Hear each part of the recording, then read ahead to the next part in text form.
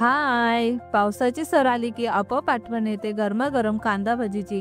चला तर मग आज बनवूया कुरकुरीत अशी कांदा भजी. 5 ते 6 मोठ्या आकाराचे कांदे घेतलेले आहेत. अशा पद्धतीमध्ये उभे पातळ काप जे आहेत ते करून घ्यायचे आहे. त्यामध्ये आपल्याला चवीनुसार मीठ टाकायचं आहे. हलक्या हाताने स्मॅश करून घ्यायचं आहे. यामध्ये पाण्याचा अजिबात वापर करायचा नाहीये. त्यामध्येच आपल्याला आवश्यकता प्रमाणानुसार चणा डाळीचं पीठ, त्यामध्येच आपल्याला तांदळाचं पीठ सुद्धा टाकायचं आहे. थोडीशी कोथिंबीर टाकून पीठ जे आहे ते आपल्याला अशा पद्धतीमध्ये तयार करून घ्यायचं आहे. त्यामध्येच आपल्याला अर्धा टेबलस्पून या प्रमाणामध्ये कुस्करलेला ओवा टाकायचा आहे. भरपूर अशी कोथिंबीर टाकायची आहे आणि चिमूटभर खाण्याचा सोडा सुद्धा यामध्ये आपल्याला टाकायचा आहे. आणि पीठ जे आहे ते आपल्याला अशा पद्धतीमध्ये एकजीव करून घ्यायचं आहे.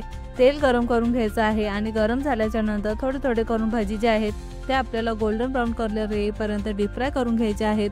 तर कशी वाटली आपली स्पेशल अशी रेसिपी नक्की कमेंट करून सांगा. व्हिडिओ आवडल्यास लाईक, शेअर आणि सबस्क्राईब.